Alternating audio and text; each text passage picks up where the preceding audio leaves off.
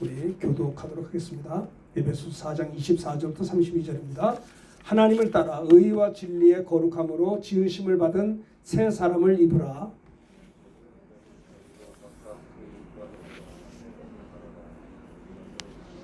분을 내어도 죄를 짓지 말며 해가 지도록 분을 품지 말고 도둑질하는 자는 다시 도둑질하지 말고 돌이켜 가난한 자에게 구제할 수 있도록 자기의 손으로 수고하여 선한 일을 하게 하라.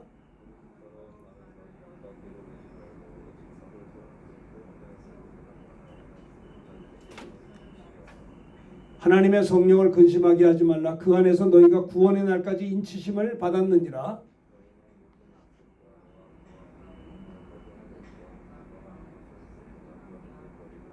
(32절) 다 같이 합니다. 서로 친절하게 하며 불쌍히 여기며 서로 용서하기를 하나님이 그리스도 안에서 너희를 용서하신 것 같이 하라. 오늘 말씀의 제목은 한번 따라서 하시면 고맙겠습니다. 주님이 원하시는 성도의 삶. 주님이 원하시는 성도의 삶이라는 제목으로 에베소서 4장 24절부터 32절의 말씀을 중심으로 주님이 원하시는 삶, 성도들을 향한 주님이 원하시는 성도의 삶이 어떤 삶인가라는 제목으로 함께 은혜를 나누고자 합니다. 주님이 원하시는 성도의 삶은 첫째는 마귀에게 틈을 주지 않는 삶이라는 것입니다. 틈을 주지 말라. 예전에 그런 일이 있었어요. 한 번은 그 일산의 고양시인가요? 고양시가 침수가 된 적이 있었습니다. 한강 하류에 뚝이 터져버렸어요. 고양시에 그 침수가 돼서 많은 사람들이 피해를 봤죠. 또 예전에도 연천군이면 제가 84년도에 군목으로 있을 때 연천군 전곡 페이버 부대에 제가 1년 동안 근무한 적이 있었는데 그 연천입니다. 연천에 그 홍수가 난 적이 있었어요. 그 저희 신대원 동기 목사님이 거기서 목회를 하셨는데 그 연천군의 그 교회에 홍수가 나가지고요 다 침수가 돼버린 거예요. 옛날 얘기입니다. 벌써 이게 30여 년 전 얘기죠. 그래서 제가 우리 동기 목사님한테 연락을 받고 연천에 있는 우리 그때 진 목사님인가 그랬을 거예요. 그래서 뭐 어떻게 할 수가 없는데 저희 형님이 이제 그 봉제를 해가지고 저한테 어른들 옷을 한 100벌 정도를 주셨어요. 그 100벌 정도 박스에 가지고 우리 동기 목사님 이제 교인들이 다 침수가 돼서 이렇게 선물 위문품이라도 전달하려고 다녀온 적이 있습니다. 그때 그 목사님이 저한테 그런 얘기를 해요.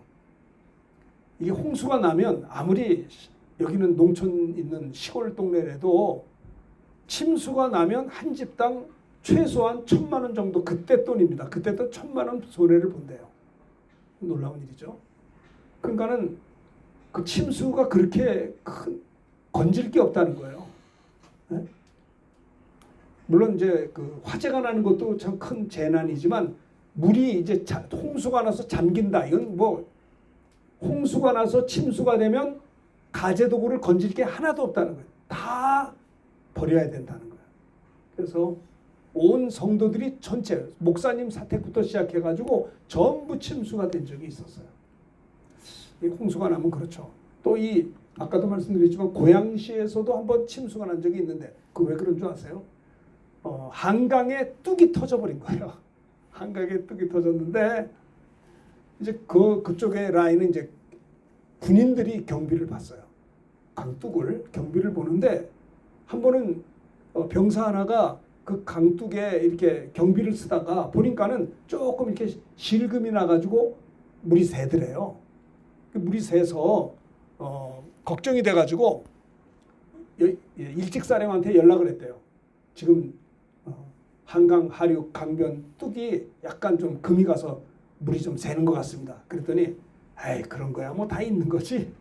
크게 뭐 이렇게 새는 게 아니니까 그냥 지나갔다는 보고를 해놓고도 일직사관도 뭐 그럴 수 있지. 그러고 그냥 알았다. 그러고 그냥 말았다는 거예요. 뭐 크게 뭐 난리가 난 게 아니니까 그러다 말겠지. 근데 그것이 이제 시초가 돼가지고 점점 구멍이 커지고 터지고 하다가 뚝이 팍 터지는 바람에 완전히 무너졌다는 거예요.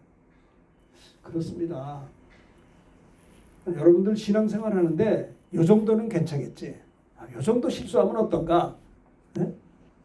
되게 그렇잖아요. 이 정도 죄를 짓는 거야 뭐 특별한가? 다 그렇지? 그런데 틈을 조금 주기 시작하면 점점점 틈새가 벌어지면 나중에 확 잡혀버리게 되는 거예요. 주님이 원하는 성도의 삶은요, 우리 성도들이 승리하는 삶을 살게 되기를 원해요. 주님이 원하시는 우리들의 성도들의 삶은요, 승리의 삶, 그렇죠? 하나님께 영광 돌리는 삶을 살기를 원한다 이 말이에요.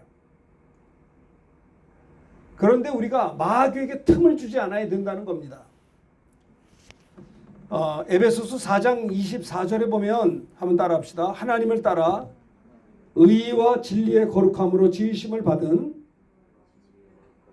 새 사람을 입으라. 예수를 믿으면 새로운 피조물이거든요. 그래서 예수 믿고 구원받은 자들은 세상을 따라 사는 자가 아니라 하나님을 따라서 의와 진리의 거룩함으로 지으심을 받은 새 사람을 입으라는 것입니다. 새 포도주는 새 부대에 넣어야 둘 다 보존되는 것입니다. 여러분 보세요. 예수 믿고 구원받은 자녀들이 왜 이렇게 신앙생활하기 힘드냐면 예수를 믿고 구원받은 다음에도 우리의 삶의 라이프 스타일이 하나님의 말씀대로 살지 않고요. 옛날 예수 믿기 이전의 삶대로 살기 때문에 힘든 거예요. 예를 들어 봅시다. 탕자가 아버지께 돌아왔습니다. 아버지가 받아줬습니다. 화랑방탕하여 아버지의 재산을 다 창기와 더불어 먹고 마시고 이렇게 거지가 돼서 완전히 죽기 일보 직전에 탕자가 둘째 아들이 그래도 아버지 앞에 돌아왔어요. 근데 아버지가 돌아왔을 때 아버지는 그의 손에 가락지를 끼워주고 옷을 벗기고 목욕을 시키고 새 옷을 입히고 잔치를 벌여주고 환영을 했습니다. 내 아들이 죽었다가 살았노라. 참 감사하죠. 내 모습이 형편없는 둘째 아들, 아버지의 재산을 다 화랑방탕 날려버린 참 기가 막힌 아들이지만 돌아올 때 아버지는 그를 받아준 것이에요. 평생을 수십 년을 강도짓하고 죄짓고 살다가 예수님 옆에서 십자가 우편 강도가 죽기 바로 직전에 예수님을 향해서 말합니다. 주님의 나라에 임할 때 나를 기억해 주세요. 죽기 바로 직전입니다. 평생 한 짓은 죄 짓는 것밖에 없었어요. 근데 죽기 바로 직전에 예수님을 향해서 나를 기억해 달라고 주님 앞에 돌아올 때 오늘 내가 나와 함께 낙원에 있으리라. 그렇습니다. 하나님은 우리의 과거의 죄와 허물에 관심이 있는 것이 아니라 지금 이 시간에 믿음을 가지고 주님 앞에 나오느냐를 보시는 것입니다. 그래서 그것이 하나님의 사랑이에요. 하나님이 우리를 이처럼 사랑하셔서 독생자 예수님을 주셨습니다. 우리가 의인 되었을 때 예수님을 준 것이 아니고요. 우리가 죄인 되었을 때 하나님과 원수가 되었을 때 독생자 예수님이 이 땅에 보내서 십자가를 지게 하심으로 하나님이 우리를 향하신 하나님의 사랑을 확증했다라고 말씀하고 있죠. 그러니까 주님이 원하는 건 믿음이에요. 너에게 믿음이 있느냐라고 하는 겁니다. 그래서 이제 둘째 아들 탕자가 이제 아버지의 용서를 받고 자녀된 권세를 회복했는데 잘 보세요. 그가 너무 오랫동안 집을 나가서 허랑방탕 살았던 과거 그런 삶에 익숙해져 가지고 그가 아버지의 용서를 받아서 자녀된 권세를 회복해서 깨끗한 옷을 갈아입고 손에 가락지를 끼고 그 아버지의 아들로서 살면서도 옛날 기질로 산다면 이거는 힘든 거예요. 그죠? 이제 아버지 집으로 돌아왔으면 아버지의 어떤 규례와 어떤 그런 관례를 가지고 살아야지 되지 않겠어요? 그 아버지가 무리한 거 얘기하겠어요? 돌아온 아들에게 아침에는 우리 8시에 아침 식사를 할 거야. 잠은 6시 반에 일어나는 것이고 또 점심은 12시에 먹고 저녁은 6시에 먹고 잠은 10시에 잘 거야. 그리고 일은 아침에 10시부터 시작해서 5시까지 우리는 밖에 나가서 일을 할 거야.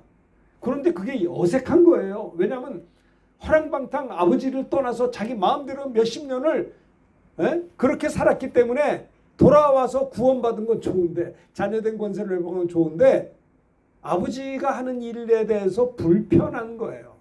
원래 많은 사람들이 예수 믿으면 불편하다고 생각해요. 예수 믿고 구원받고 싶고 이렇게 살고 싶은데 아니 평생을 교회를 나가야 돼. 평생 주일날 아침에 늦잠도 못 자고 예배당 나가야 되고 이거 한두 번도 아니고 평생을 그래야 되니까 부담스러워서 예수 믿는 게 힘든 거예요. 그런 사람도 있잖아요. 근데 보세요. 여러분 생각해 보세요. 둘째 아들이 나가서 아버지께로부터 돌아왔는데 돌아온 다음에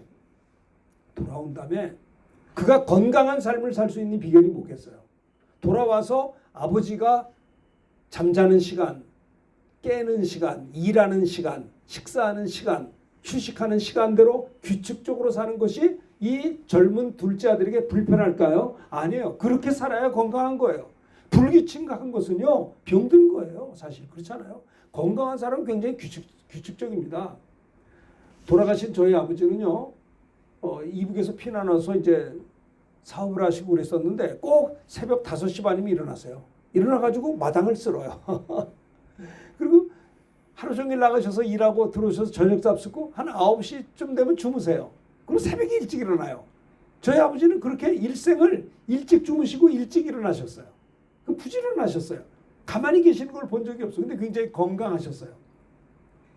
제가 미얀마 한인교회 2003년도에 갔었는데 2004년도 되는 그때 저희 아버님이 연세가 그때가 2004년도에 돌아가셨는데요. 87세로 돌아가셨어요.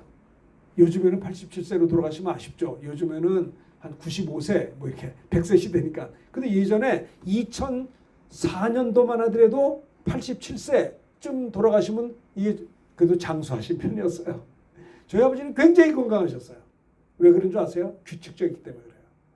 건강한 사람들의 스타일이 다 규칙적이에요. 그러니까는 여러분 예수 믿으면 이렇게 우리가 하나님의 말씀대로 사는 것이 건강한 삶이에요. 사실은. 주님이 원하는 성도의 삶이 뭘까요? 사탄에게 틈을 주지 않는 삶인 것입니다. 이 정도는 괜찮겠지. 아니에요. 그렇지 않아요. 승리하는 성도가 되기를 원하는 것이에요. 아시겠습니까? 하나님을 따라 의와 진리와 거룩함으로 지으심을 받은 따라합시다. 새 사람을 입으라. 새 사람은 새로운 피조물로서 하나님의 뜻대로 살아야 된다. 새 사람을 입어야 된다는 겁니다. 그런즉 거짓을 버리고 각각 그 이웃과 더불어 참된 것을 말하라. 우리가 이는 서로 지체가 됨이라. 자, 중요한 말 26절 27절 다 같이 읽읍시다. 시작. 분을 내어도 죄를 짓지 말며 해가 지도록 분을 품지 말고 마귀에게 틈을 주지 말라. 자, 오늘날에 우울증이 이렇게 많대요. 우울증만 만나요? 우울증이 더 심해지면 정신분열도 가고요. 공황장애까지 가고요. 그러다 보면 자살까지 해요. 부끄러운 것은 우리나라가 이렇게 축복받아 잘 사는데 OECD 국가 중에 자살률이 1등이라는 게 참 부끄러운 일이에요. 우울증. 스트레스들요. 스트레스를 받으니까 여러분 여러분 어떠세요? 마음이 평안하세요? 아니면 행복하세요? 기쁨이 있고 행복해야지 그렇지 않으면 우울하게 돼 있어요. 둘 중에 하나예요. 중간은 없어요. 여러분들이 여유 있게 평안하게 이렇게 살든지 아니면 스트레스 받든지 둘 중에 하나예요.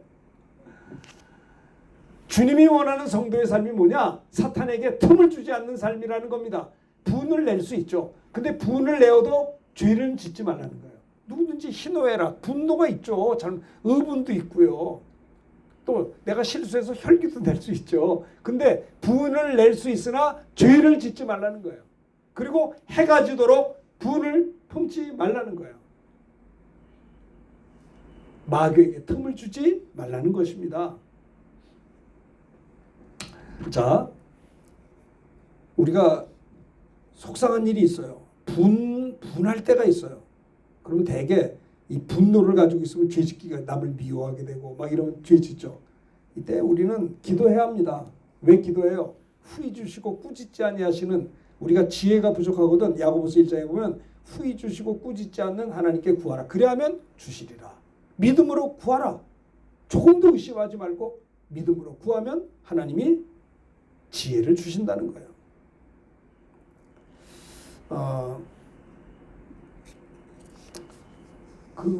어떤 신혼부부가 있었어요. 신혼부부가 있는데 그러면 신혼부부는 행복해야죠.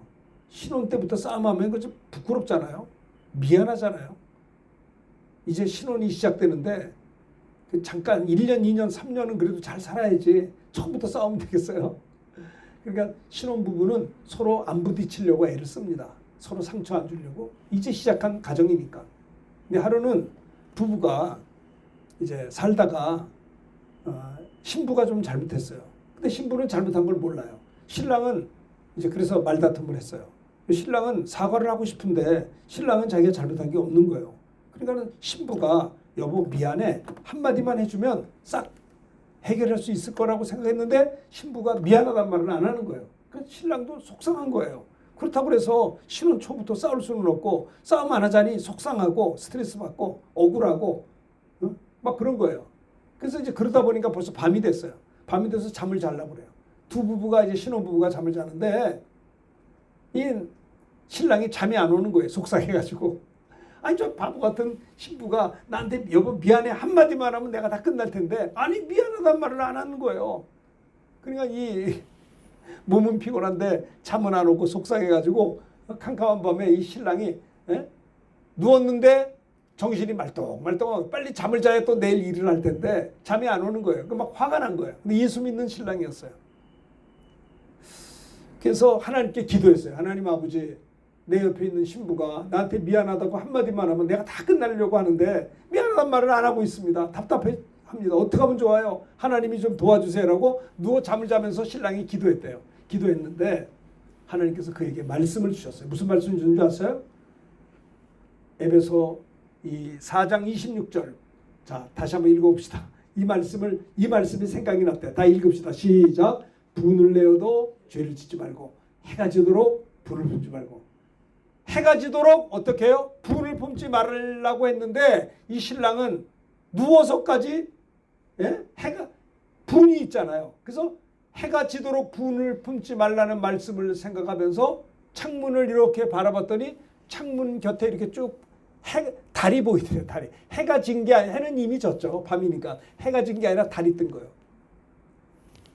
생각해 보니까 자기 아내와 자기와 어떤 문제 가지고 갈등하고 다툰 그 내용도 문제고 누가 잘했다 못했다 사과한다 이것도 문제지만 자기도 문제가 있다는 거. 뭐냐? 내가 분을 내는데 계속 분을 내고 있고 또 해가 지도록 분을 품지 말라고 성경은 말씀했는데 해가 지도록 아니 해가 진 게 아니라 달이 뜬 거예요. 달이 떴는데도 분이 아직도 있어. 그걸 회개했대요. 하나님 분을 내어도 죄를 짓지 말고 해가 지도록 분을 품지 말라고 성경에 말씀했는데 나는 해가 졌는데도 지금 분이 있는 것을 회개합니다. 라고 회개를 했대요. 잘못한 게 있다는 거예요. 두 번째, 그걸 하나님 아버지 해가 지도록 제가 분을 품은 것을 용서해 주세요. 라고 신랑이 누워서 기도를 했다는 거예요. 속으로. 그리고 또 하나 하나님이 말씀을 주셨어요. 뭘 줬는 줄 아세요? 신랑 된 자들아 신부를 사랑할 때 우리 주님이 교회를 사랑한 것처럼 남편 된 자들은 아내를 사랑하라라고 하는 성경 말씀이 있거든요. 그 말씀을 하나님이 생각나게 하셨어요. 내가 내 아내를 사랑하되 예수님이 교회를 위하여 자기의 몸을 버리시기까지 사랑한 것처럼 사랑하라고 했는데 내가 과연 남편 된 내가 내 아내를 사랑하는데 예수님이 교회를 위해 십자가에 피 흘려 죽으시기까지 사랑하듯이 신랑 된 자들은 아내를 위해서 그렇게 목숨을 다해서 내가 사랑했는가라고 생각할 때 아니거든요. 그걸 회개했대요. 두 가지 죄를 진 거예요. 해가 지도록 분을 품은 나를 용서해 주시고 내 아내를 사랑하되 예수님이 성도들을 위하여 십자가에 피 흘려 죄를 사하시고 그렇게 사랑하듯 사랑하라고 남편 된 자는 아내를 나는 그러지 못한 것을 회개한다고 누워서 회개한 거예요. 자기가 잘못한 게 많은 거예요. 내 아내가 나한테 미안합니다 말하는 것도 속상했지만 그거보다 나는 더 큰 죄를 하나님 앞에 진 거예요. 그래서 그 말씀을 받고 은혜 받은 다음에 자기 옆에 있는 아내의 손을 잡았대요. 잠자는 아내 여보 내가 미안해 그랬대요. 여보 내가 미안해라고 한 거는 아침에 다퉜던 거 그거 가지고 미안한 게 아니고요. 당신이 미안해라고 하면 내가 풀릴 수 있는데 말하는 거 가지고 속상한 거 그거 가지고 말한 게 아니고 내가 해가 지도록 당신을 향해 분을 품 것을 회개하며 또 남편 된 자들은 아내를 사랑하되 주님이 교회를 위해 십자가에 피 흘려 죽기까지 사랑하라는 그 사랑 가지고 내가 사랑하지 못한 두 가지 잘못이 있기 때문에 그걸 말은 안 했지만 그 두 가지를 하나님께 회개했고 자기 아내를 향해서도 그건 다 말 안 했지만 내가 당신에게 미안해 그랬대요. 그리고 해결했다는 거예요. 여러분 문제가 이게 사소한 거지만 여러분 상처라는 거는요. 자매님 친하니까 받는 거예요. 네? 부부간에 얼마나 친해요. 그러니까 상처받는 거예요. 부모 자식 간에도 얼마나 가까워요. 그러니까 상처를 받는 거예요. 형제간에 얼마나 가까워요. 그러니까 상처를 받는 거예요. 네? 교인들끼리 얼마나 가까워요. 그러니까 상처받는 거예요. 친구끼리 얼마나 가까워요. 근데 잘못하면 상처받잖아요. 배신했네 막 이러면서. 아니 생전 처음 본 사람이 나에게 잘못했어. 그건 상처 안 받아요. 아, 내가 왜 저 사람 만났지? 그러고 그냥 말아요. 예? 그러니까 보세요. 우리가 주님이 원하는 성도의 삶이 뭐냐? 분을 내어도 죄를 짓지 말며 해가 지도록 불을. 그냥 그날 걱정은 그날 끝나야 돼요. 연장전을 벌리지 말라는 것이에요. 예? 군대 생활하는데 저는 뭐 장교 생활해서 모르겠지만 병들 얘기를 들어보면 제일 힘든 군 생활이 내관 생활할 때 뭐냐면 고참한테 한번 찍히면 제대한 날까지 괴롭다는 거예요. 그런 얘기를 저는 그 병들한테 얘기를 옛날에 군목을 했을 때 우리 병사들이 뭐가 제일 힘들어? 그러면 그 형제들이 하는 말이 목사님 어떤 고참이 하나 있는데요. 그 사람한테 한번 잘못 빼면 아주 제대한 날까지 힘들어요. 너무 피곤하다는 거예요. 여러분 진짜 피곤한 거예요. 네? 누구든지 실수할 수 있잖아요. 그날 걱정은 그날이 족한데 어떠세요? 누구든지 실수할 수 있어요. 누구든지 잘못할 수 있어요. 그러면 그 사람을 용서해 주면 되는데 말로는 다 용서했지만 용서를 안 해요. 끝까지 그 사람을 괴롭혀. 네?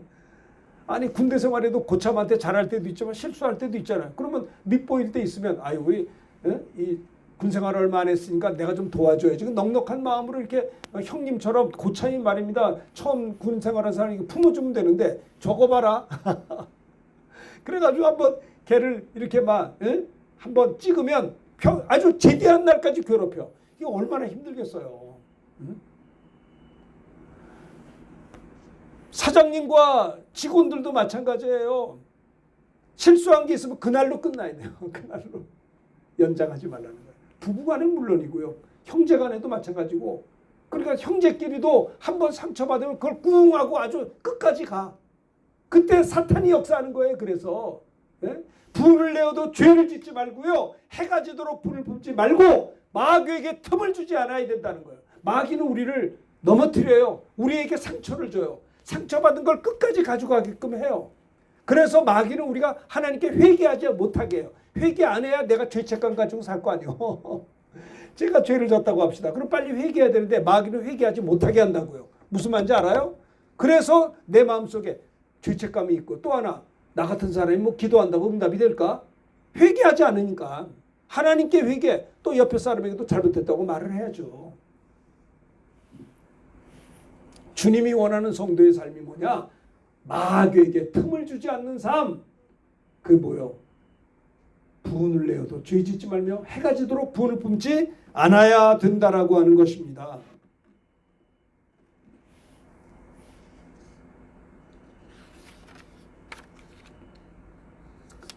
마귀에게 틈을 주지 않아야 되는 것입니다. 다윗도 훌륭한 다윗이었어요. 이스라엘의 통일 왕이요 여호와는 나의 목자시니 내가 부족함이 없나이다. 그러뇨 골리앗을 향해서 너는 만군의 여호와의 이름을 모욕하지만 나는 만군의 여호와의 이름으로 너에게 나아간다. 블레셋 사람 이 골리앗을 향해서 물맷돌을 가지고 던졌을 때 골리앗을 물리쳤어요. 그렇죠? 다윗은 정말 사울 왕에게 막 모함을 받아가지고 쫓김을 당하고 해도 자기 장인 어른이 되는 사울을 공격하지 않았어요. 그는 하나님 앞에 정말 겸손했어요. 그렇죠? 그리고 시편의 많은 부분을 시편을 기록했어요. 그 역경 가운데서도 하나님을 찬양했어요. 다윗은 그런 사람이었어요. 그런데 다윗도 어땠어요? 사탄에게 틈을 줬어요. 어떻게 틈을 줬나요? 자기의 그 누굽니까? 부하의 아내가 밧세바가 목욕하는 것을 보았어요. 다윗은 말입니다. 후궁도 많아요. 그런데 자기를 생명처럼 보위하는 그 장군의 아내가 목욕하는 걸 보고 갑자기 음란한 마음이 들어서 그 여자를 자기 범했어요. 범하고 난 다음에 이것이 발각되면 창피하니까 자기 전방에서 전쟁을 하고 싸우는 그 부하를 불렀어요. 부하를 불러가지고 너는 휴가를 해라. 그리고 네 집으로 돌아가라. 잠을 자라 이거예요. 그래야지 혹시 애가 생기면은 네 애다 이렇게 하려고 자기가 지금 모면하려고 한 거예요. 범죄한 다음에. 그런데 이 누굽니까? 이 밧세바의 그 남편이 그 사람이 장군이 아내 집으로 가서 잠을 자라고 했는데 집에 가지 않았어요. 우리 군사들은 지금 전선에서 싸우고 있는데 내가 어떻게 안락하게 아내와 함께 잠을 자면 집에 갈 수 있습니까? 하고 집에 안 갔어요. 이렇게 충성스러운 종이었어요. 그런데 이 다윗이 말입니다. 그 밧세바를 범한 다음에 우리아의 아내죠. 아기가 잉태된 다음에 그 간음죄가 발각될까 봐 그 남편을 최전방으로 집어넣고 다른 사람들에게 말하기를 너희들은 후퇴해라. 혼자 가서 죽였어요. 그러니까 이 간음죄를 짓고 회개하지 않고요. 그걸 숨기려고 하다가 살인죄까지 범했어요. 충성스러운 자기 부하를 죽였다고요. 다윗은 훌륭한 사람이었는데 사탄에게 틈을 주니까 망하게 된 거예요. 오늘날에 밖에 나가보세요. 성공한 사람들 왜 넘어져요? 에? 별것도 아닌 자기 집에 아내가 있는데 왜 한눈을 파냐 이 말이요. 에? 그래서 성경은 말해요. 기도할 틈을 얻기 위해서 분방을 하라고 했어요. 오늘날에 기도할 틈을 얻기 위해서 분방하는 게 아니라 사업하느라고 분방하고 유학 보내느라고 분방하고 기러기 아빠가 되고 그러다가 시험 들고 넘어지는 사람이 얼마나 많은 줄 아세요? 넘어져서 말하는 게 아니에요. 넘어질까 봐 미리 백신 주사를 놔야 되는 거예요. 예방 주사를 맞아야 돼요. 넘어진 다음에 회개하면 뭐예요? 넘어지고 난 다음에 만신창이가 되는데 그 전에 하나님의 말씀으로 예방 주사를 맞아서 살아야지요. 누군 뭐 시험 들고 가정 깨지고 싶어서 깨는 사람이 어디 있습니까? 아니 죄 짓고 싶어 죄 짓는 사람이 어디 있어요? 잘 믿으려고 살다 가다 보니까는 사탄이 역사하는 거예요. 그래서 넘어지는 사람이 얼마나 많아요. 넘어지는 정치인들, 넘어지는 종교인들이 얼마나 많아요. 평생을 상아탑을 쌓아놨는데 한순간의 범죄로 다 무너져 버린단 말입니다. 폐가 망신되는 거 아니에요? 네? 틈을 줬기 때문에 그래요. 나는 이만하면 됐다 할 때가 무서운 거예요. 네? 성경은 말합니다. 선줄로 생각하는 자는 넘어질까 조심하라고 했습니다. 나는 이만하면 됐지? 이만큼 성공하면 됐지? 이게 위기요. 여러분 고난에서 고난을 극복할 수 있는 퍼센티는 95%인데요. 성공을 이길 퍼센티지는 별로 없대요. 고난을 당할 때는 그걸 딛고 일어나는 게 95% 일어나는데 성공한 사람이 성공의 유혹을 이길 힘이 너무나 없다는 거예요. 나는 안 그렇겠지. 너 그렇지 않아요. 요셉을 보세요. 요셉도 그가 형들한테 팔려가지고 종살이하고 그랬잖아요. 기가 막히잖아요. 채색 옷을 입었고 아버지 야곱에게 특별한 사랑을 받았던 요셉이 말입니다. 형들의 시기 질투로 죽을 고비를 지나서 종살이 했잖아요. 그 종으로 가서 그것도 누굽니까? 주인집 마나님이 나하고 동침하자 노골적으로. 그러니까는 내가 어찌 큰 악을 행하여 여호와께 득죄하리까 하면서 생각해 보세요. 그가 종인데 그 주인의 아내가 동침하자고 할 때 눈 한 번 감고 동침 한 번 하고 나면 아마 만사가 형통했을지 몰라요. 그 외로운 객지 생활에 정말 얼마나 여러 가지 혜택이 있었을 수도 있는데 내가 어찌 큰 악을 행하여 여호와께 범죄하리까 하면서 그 여인이 붙드는 걸 뿌리치고 도망가니까 여자가 요셉의 옷을 잡아서 요셉의 옷이 벗겨졌어요. 요셉은 도망갔어요. 그랬더니 이 여자가 얼마나 부끄럽고 창피하니까 막 대성통곡하면서 저 히브리 종이 나를 겁탈하려고 왔다고 해가지고 말입니다. 자기 남편한테 얘기해서 아주 요셉이 죄를 아주 엄팡 뒤집어 쓰고 감옥에 들어간 거예요. 보세요. 예수 잘 믿으면 축복받아야지 왜 감옥에 들어갑니까? 말이 안 되잖아요. 그는요, 내가 하나님 앞에 어찌 죄를 질 수 있습니까? 사탄에게 틈을 주지 않았다는 겁니다. 주님이 원하는 성도의 삶이 뭐냐? 끝까지 롱런하라는 것입니다. 저도 42년 목회했는데 만약에 제가요 잘 나가다가 혹시 한눈 팔아서 실수했으면 그동안 쌓아놨던 이 모든 하나님의 은혜와 축복이 다 무너지면 되겠어요? 말이 안 되는 거잖아요. 한 번밖에 없는 인생인데 연습할 수 없는 삶을 사는데 아니 짐승처럼 살 수 없잖아요. 아무렇게나 살아간 건 지나간 날이 족하잖아요. 언제까지 이렇게 살 거예요?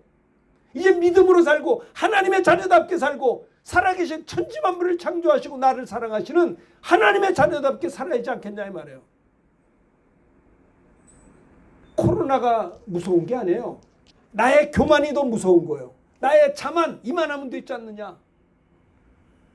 잘 나가면 사람이 괴물이 되더라고요. 그래서 때로는 고난을 당하는 게 하나님이 우리에게 겸손을 가르쳐 주시는 거예요. 그래서 다윗도 내가 고난당한 것이 유익합니다. 내가 고난을 당함으로 회개도 했고 고난을 당함으로 주의 말씀을 배우게 되었나이다. 고백을 한 거예요. 주님이 원하시는 성도들의 삶은 뭐냐? 마귀에게 틈을 주지 않는 삶인 것입니다. 악한 일을 버리는 삶, 죄는 모양이라도 버리는 것입니다. 예수님도 사탄이 시험할 때 기록되었으되 사람이 떡으로만 사는 것이 아니요 하나님이 보는 모든 말씀으로 사는 것이라 기록되었으되 주 너희 하나님을 시험하지 말라 기록되었으되 하나님만 경배하고 섬기라 하였느니라. 사탄아 물러가라. 예수님도 사탄에게 시험할 때 아주 말씀으로 물리쳤어요. 여러분 말씀으로 무장해야 돼요. 신혼 부부 남편도 뭐예요? 신랑도 말씀 때문에 승리했잖아요.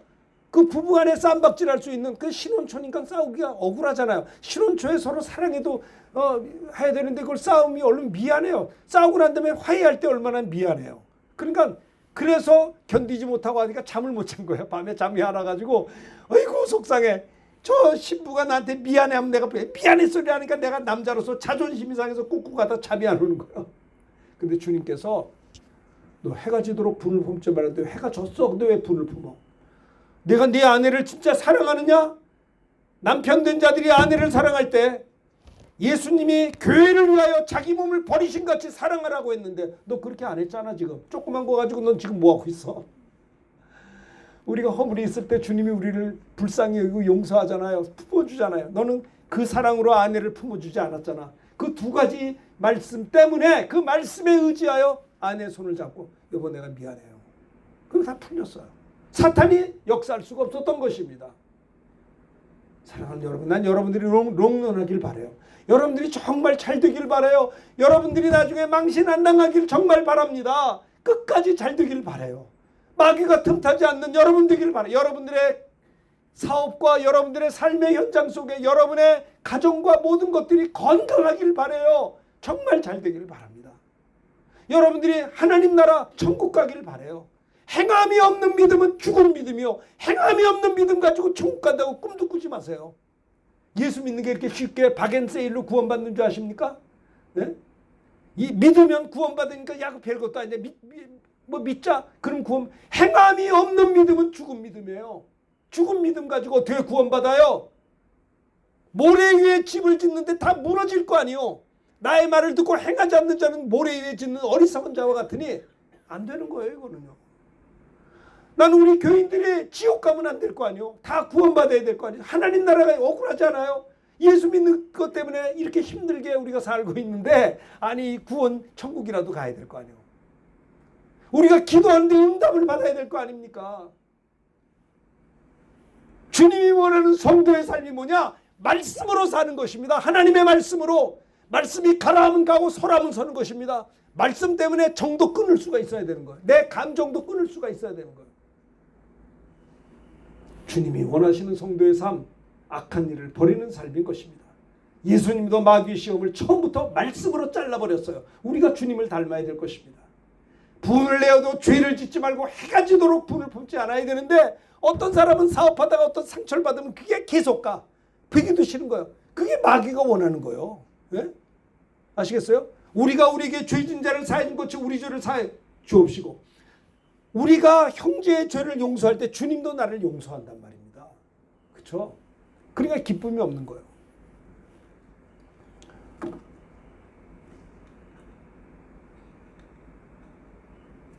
그러니까 생각을 사탄이 지배를 해요. 마귀가 벌써 시몬의 아들 가룟 유다의 마음에 예수를 팔려는 생각을 넣었어요. 아니, 예수님의 제자 가룟 유다의 마음에 마귀가 예수를 팔아 넘겨라고 생각을 집어넣을 때 그 생각을 쫓아내야 되는데 쫓아내지 못. 마귀에게 진 거예요. 그러니까 우리가 어떤 생각을 할 때 잘 들으세요. 이 생각이 하나님이 주시는 생각인지 마귀가 주는 생각인지를 분별해야 돼요. 하나님의 말씀은 하나님의 생각이에요. 하나님의 지혜예요. 하나님의 말씀으로 살아갈 때 사탄의 생각을 물리칠 수가 있는 것이에요. 저 사람이 도대체 용서가 안 돼. 그건 하나님이 주는 생각이 아니에요. 주님이 나를 용서한 것처럼 용서라고 그랬잖아요. 저 사람은 난 사랑할 수가 없어. 아니에요. 주님이 너를 사랑했듯이 저를 사랑하라는 거예요. 말씀으로. 사탄의 생각에 너무 사탄에게 틈을 주지 않게 되길 바라요. 네? 여러분들이 불순종하고 살고 믿음 없이 사는 거 다 마귀의 생각 아니에요. 이거 쫓아야 되지 않아요? 주님이 원하는 성도의 삶은 사탄에게 틈을 주지 않는 삶, 악한 일을 버리는 삶인 것입니다. 요셉이 그랬어요. 다니엘도 하나님의 뜻대로 살았어요. 승리했어요. 사자굴에서도 살아나왔어요. 형통했잖아요. 오늘날 이 소돔과 고모라와 같은 이 죄악이 많은 세상 속에서 보세요. 무슨 동성혼이 동성연애 에이즈의 95%가 동성이요. 마귀 역사예요. 가정이 다 깨져버리는 거예요. 이게 소돔 고모라 아니에요? 이런 걸 법으로 제정합니까? 나라 망하려고 작정을 했어요? 네? 정신들 차려야 돼요. 국회의원들도 똑바른 사람들을 세워야 돼요. 아니, 신천지를 향해서 이단이라고 말도 못하게 법을 만듭니까? 나라 망할 일이 있어요? 생각해보세요. 죄를 보고 죄라고 말도 못합니까? 바르게 살자고 하는데 이 말이 안 되는 거예요. 뭐 하자는 건지 모르겠어요. 에베소 4장 20 미안합니다. 너무 소리를 질러서 에베소 4장 25절 읽읍시다. 보세요. 다 같이 시작. 그런즉 거짓을 버리고 각각 그 이웃과 더불어 참된 것을 말하라. 이는 우리가 서로 지체가 됩니다. 그런즉 거짓을 버리고 더러운 귀신아 나가라 쫓아야 돼요. 거짓을 버리고 각각 그 이웃과 더불어 참된 것을 말하라. 이는 우리가 서로 지체가 되리라. 우리가 서로 지체가 된다.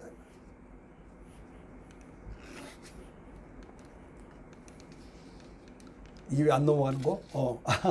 주님이 원하시는 성도의 삶. 첫째는 따라합시다. 악한 일을 버리는 삶. 크게 하세요. 악한 일을 버리는 삶. 자, 두 번째는 따라합시다. 선한 일에 힘쓰는 삶. 네. 자, 이거는 참 우리가 말씀을 보십시다.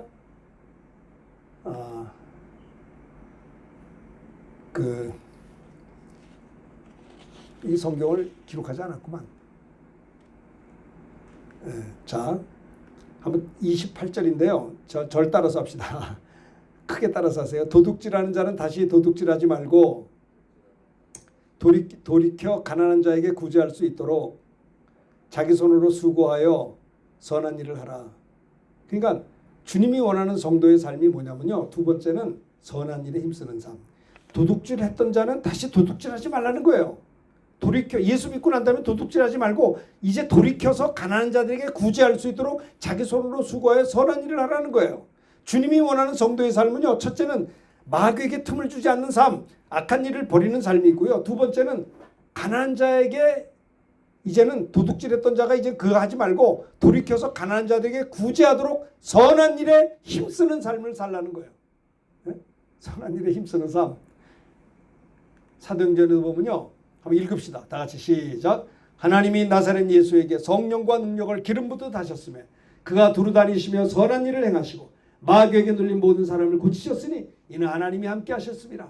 하나님이 나사렛 예수에게 성령과 능력을 기름 붓듯 하셨으며 주님이 두루 다니시면서 선한 일을 행했어요. 선한 일이 뭐예요? 마귀에게 눌린 모든 사람을 고쳐줬어요. 왜? 아버지 하나님이 함께 하셨기 때문에. 오늘날에도요. 마귀에게 눌린 모든 사람이 얼마나 많은 줄 아세요? 마귀에게 눌린 모든 사람들 말입니다. 그래요. 저도요. 은혜 받기 전에 저도 참 잘못 살았던 게 많았던 것 같아요. 예수를 믿긴 믿었어도 은혜 받기 전에 내 과거의 그 은혜 받기 전의 삶이 너무 세상적이었어요. 근데 그러면 세상적인 게 지금도 그 기질이 없어지질 않아요. 네? 그것이 언제든지 내게 막 나타나는 거예요. 막 민망해요. 그 회개해야죠. 어떻게 해요. 예수님도 선한 일을 행하셨다. 마귀에게 눌린 모든 사람들을 고쳐줬다는 거예요. 자, 우리 삭개오가 이제 그가 세리입니다. 세리인데 어떤 죄인이냐? 100만 원 세금을 때려야 되는데 200만 원 내놔. 그리고 이제 100만 원은 in my pocket.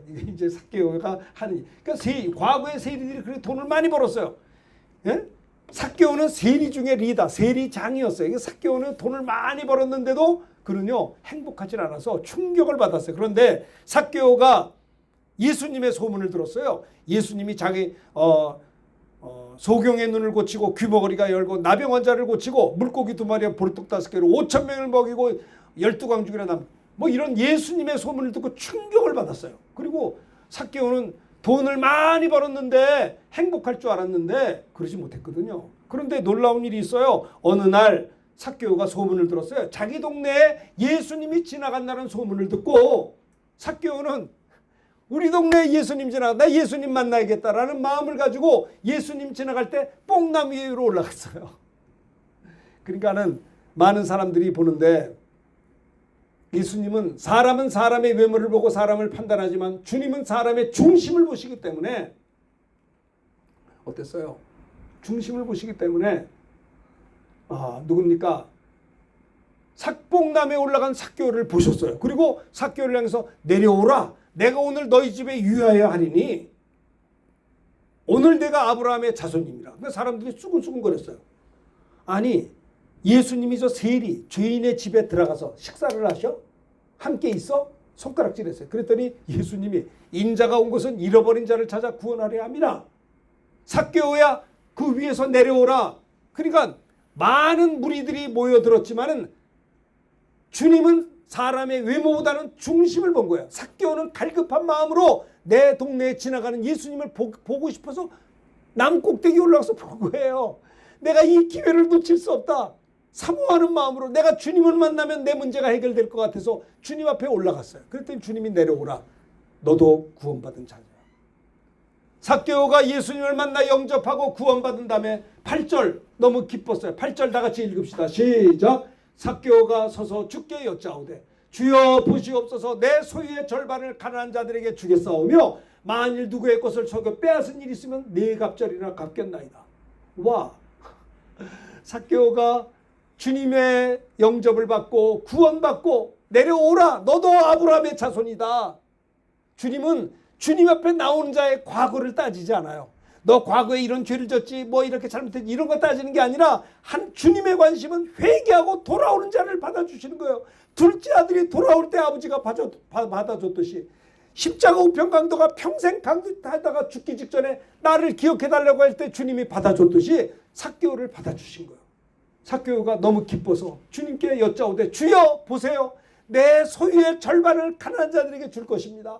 내가 누구의 것을 속여 빼앗은 일이 있다면 100만 원인데 200만 원 때려서 100만 원 집어넣어서 네 갑절을 내가 갚겠나이다. 이게 구원의 열매예요. 아시겠어요? 주님이 원하는 성도의 삶은 마귀에게 틈을 주지 않는 삶, 악한 일을 버리는 삶이요. 두 번째는 도둑질했던 자가 다시는 도둑질 않고 도리어 가난한 자들에게 구제할 수 있도록 자기 손으로 수고하여 선한 일을 하는 선한 일에 힘쓰는 삶. 이것이 두 번째입니다. 내가 과거에는 도둑질했으나 그거 안 하고 이제는 베푸는 삶이에요. 와, 멋있잖아요. 내가 과거에는 방탕하게 살았지만 이제는 경건하게 살겠다는 거예요. 내가 과거에는 병들고 살았지만 이제는 건강하게 산다는 것입니다. 과거에는 죄 짓고 살았지만 이제는 죄 짓는 자들을 가서 도와주고 형제여 주님 앞에 나와서 그러지 마시오. 하나님의 자녀로 사시오. 전도의 자의 삶을 산다는 것입니다. 여러분 과거 한국의 초대교회 이기풍 목사님, 김익두 목사님은 미안하지만 과거에 그 당시에 깡패요, 깡패. 응? 선교사님들에게 막 돌을 던지고 괴롭혔던 자들이에요. 근데 이 김익두 목사님, 이기풍 목사님이 회개하고 이기풍 목사님이 선교사가 돼서 제주도에 1호 선교사예요. 제주도 가면요, 이기풍 목사님 그 기념관이 있어요. 왜냐면 이기풍 목사님이 예수 안 믿었던 제주도 제일 평양에서 제주도까지 갔어요. 복음 전하러. 이기풍 목사님 기념관이 제주도에 지금도 있어요. 그 이기풍 목사님 과거에 깡패였어요. 나쁜 짓 하고 선교사들을 막 괴롭히고 때리고 돌 던지고 그러다가 예수 믿고 구원받은 다음에 그가 회개하고 새 사람 되어서 목사가 되어서 제주도까지 갔어요. 김익두 목사는 말도 못한 깡패였어요. 이 사람도 나쁜 짓 하다가 예수 믿고 구원받은 다음에 전국을 다니는 부흥사 사역을 감당했던 분이 김익두 목사님이셨어요. 김익두 목사님은 베드로처럼 성령 충만 능력 받아 예수의 이름으로 안진뱅이도 일으켰다고요. 그 성경에 그 초대교회사에 나와요. 김익두 목사님. 도둑질한 자가 예수 믿다면 다시는 도둑질하며 돌이켜 가난한 자들에게 구제할 것이 있도록 자기 손으로 수고하여 선한 일을 하라는 것이 김익두 목사님이나 이기평 목사님 똑같아요. 목사님 제가 1977년도에 신학교 들어가가지고 채플 시간에 이런 찬송을 불렀어요. 이런 찬송입니다. 이제 지금도 기억나요. 그 작사 작곡하신 분이 불렀어요.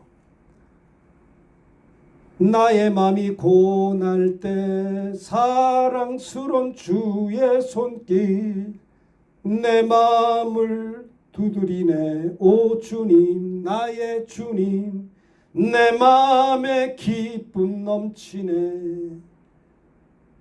이거를 작사 작곡한 이 총신 대학 채플 시간에 내가 이거 참석했다니까요. 1977년에 강사님을 오신 분이에요. 이분이 방탕합니다. 못된 짓을 다 한 사람이었어요. 그 당시 이런 말하기 표현하기 뭐하지만 그분이 간증한 걸 내가 들었기 때문에 말해요. 총신 채플 시간에 간증했어요. 이분은 국제 매독을 걸린 사람이에요. 약이 없었어요.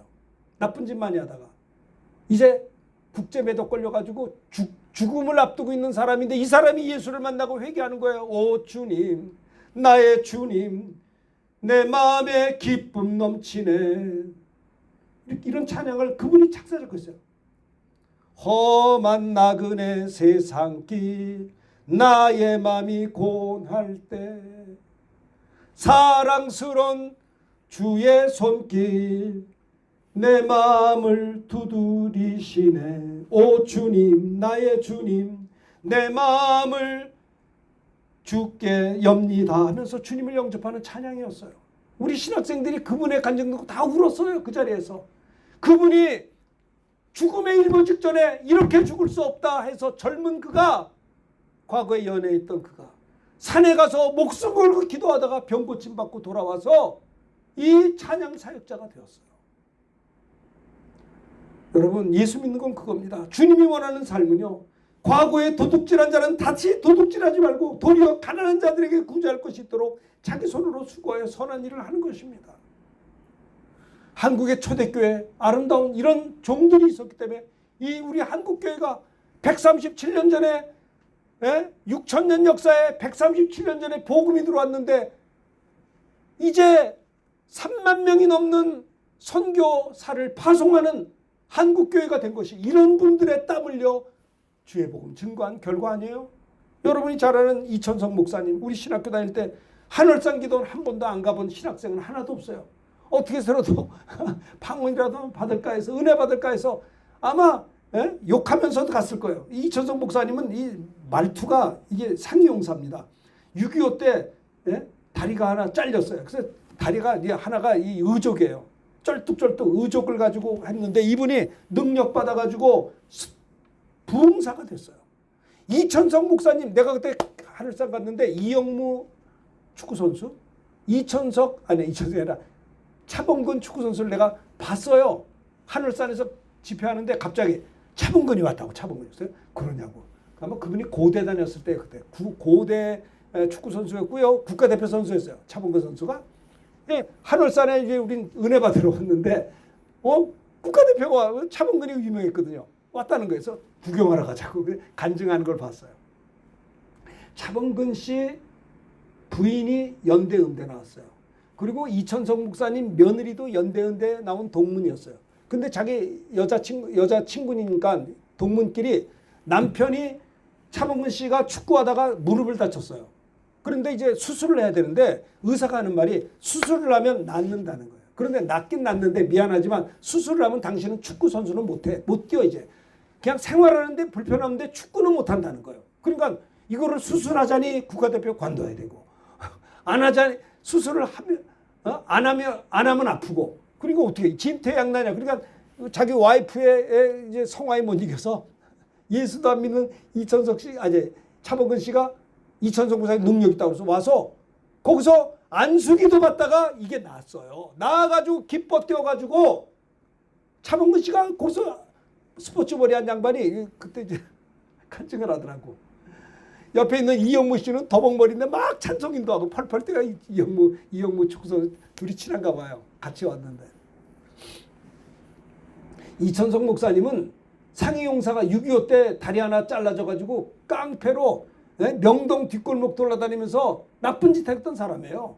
옛날 상용사들이 말이야 얼마나 횡포가 심해요. 뭐 건강하겠다 근데 다리 하나 없는데 막 나쁜 짓 하니까 그거 가지고 돈 벌고 살았어요. 그가 회개하고 예수 믿고 목사가 됐다니까요. 그게 하늘산 기도원 이천석 목사 아니요. 네? 이분으로 인해서 한국 강산이 부흥의 역사가 일어났다고요. 그 제자들이 얼마나 많은 줄 아세요? 물론 그분이 말이 좀 거칠어요. 그래서 부작용도 많았어요. 그러나 그는 목숨 걸고 나는 그가 간증하는 걸 들었어요. 그는 연초가 되면 기도굴에 들어가요. 기도굴에 들어갈 때 제자들이 얘들아 내가 기도굴에 들어가는데 뒤에서 자물쇠로 잠가버려. 못 나오게. 목사님이 연말연시 연초가 되면요. 기도하러 들어가시면 그걸 잠가요. 그 뭐지? 열쇠로 잠가. 3일 동안 나와서 거기서 보세요. 무릎 꿇고 기도하는 거야. 3일 동안 기도하고 난 다음에 문 열어줬대요. 능력이 많았어요. 주님이 원하는 성도의 삶은 뭐냐? 예수 믿고 구원받은 다음에 다시는 도둑질하지 말고 돌이켜 가난한 자들에게 구제할 수 있도록 자기 손으로 수고하여 선한 일을 하는 겁니다. 마귀에게 틈을 주지 않고 두 번째는 선한 일에 힘쓰는 자요. 마지막 세 번째. 이게 너무 길어서 미안한데 세 번째까지 해야 되겠습니다. 따라합시다. 그리스도 안에서 너희를 용서하신 것 같이 너희도 그와 같이 하라. 세 번째 주님이 원하는 성도의 삶은 서로 주 안에서 용서하는 삶인 것입니다. 예수님도 십자가에 돌아가실 때 아버지여 저들의 죄를 사하여 주옵소서. 예수님도 용서하셨어요. 베드로를 용서해 주셨어요. 주님을 부인하고 저주하고 도망갔던 베드로, 옛날로 돌아가서 디베라 바닷가에서 어부 고기 잡으러 갔던 베드로에게 주님이 찾아가 주셨어요. 주님은 제자들을 사랑하시되 끝까지 사랑하시고 부활의 주님이 디베라 바닷가에 찾아가셔서 베드로를 향해 말하라. 요한의 아들 시몬아 너 나 사랑하냐? 예, 내가 주님 사랑합니다. 얼마나 민망했겠어요. 내 양을 먹이라. 내 양을 치라. 3번씩 물었어요. 제자들을 용서하시고 베드로를 우편 자기를 향해 찔른 그 군병들을 아버지여 저들의 죄를 용서하시옵소서. 저들이 알지 못하고 하는 것입니다. 자, 주님이 원하는 성도의 삶 세 번째는 따라합시다. 서로 주 안에서 용서하는 삶. 서로 용서하라는 거예요. 주님이 날 용서한 것처럼 서로 용서하라는 거예요. 저도 은혜 받고 난 다음에 내가 눈 뜨고 뭐라는 줄 아우 세상에 내가 용서하지 못할 사람 없네. 내가 성령 충만하고 은혜 받고 병 고침 받고 방언 받고 막 은혜 받은 다음에 내가 눈 뜨고 제일 입에서 나온 말이 나도 모르게 아이고야 내가 이제는 용서하지 못할 사람이 하나도 없겠어. 왜 그런 줄 아세요? 내가 용서받았다는 고백이에요. 내가 병 고침 받은 건 두 번째고 나를 주님이 용서해 주셨더라고요. 내가 억만 죄악을 받았는데 뭐 용서하지? 내가 누구의 멱살을 잡을 수 있어요? 나 같은 게 용서받았는데 1만 달란트 탕감 받았는데 용서하지 마. 내가 마음이 넓은 게 아니에요. 내가 너무나 큰 용서받았기 때문에 용서할 수. 내가 사랑받았기 때문에 사랑 주는 거지 내 거 가지고 하는 게 아니라니까요. 내가 무슨 성인군자인 줄 아세요? 아니에요. 받은 거 주는 것뿐이에요. 우편 배달 부여 아무것도 아니에요. 주님이 원하는 성도의 삶은 악한 일을 버리고 선한 일에 힘쓰고 세 번째는 서로 용서하는 삶인 것이에요. 축복하는 것. 도리어 복을 빌며 기도하라. 그랬어요.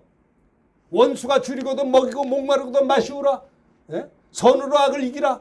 그 원수의 머리에 숯불을 쌓아놓으리라. 예? 원수가 줄일 때 꼭 잘 됐어. 저거 내 배신하더니 저 굶어 죽네. 아이고 박수 쳐. 이거 말고요. 불쌍히 여기라. 주님이 나 같은 거 불쌍히 여겼듯이 내 원수가 목마를 때 먹을 거 마실 거 주고 줄일 때 먹을 거 갖다 주라는 거예요. 이게 주님의 원하시는 삶이요.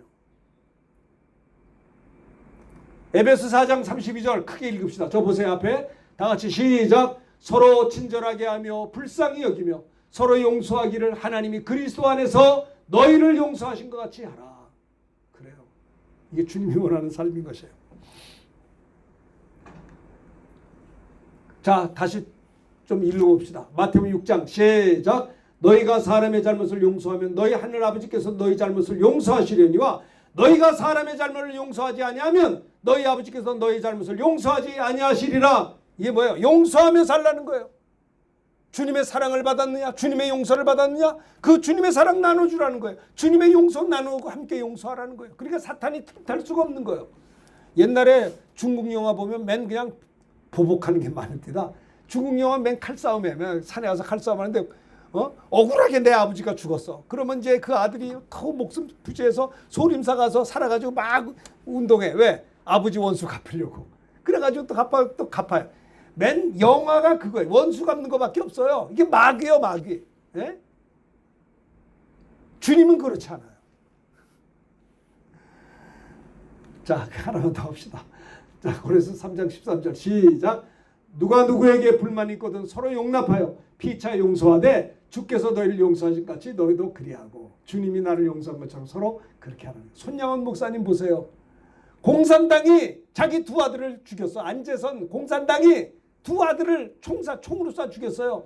그런 나중에 회복이 된 다음에 안재선이가 붙잡혔어. 응? 자기 두 아들을 죽인 사람이요. 이거 어떻게 해요? 그런데 손양원 목사님은 그 안재선 씨를 구명운동을 했어요.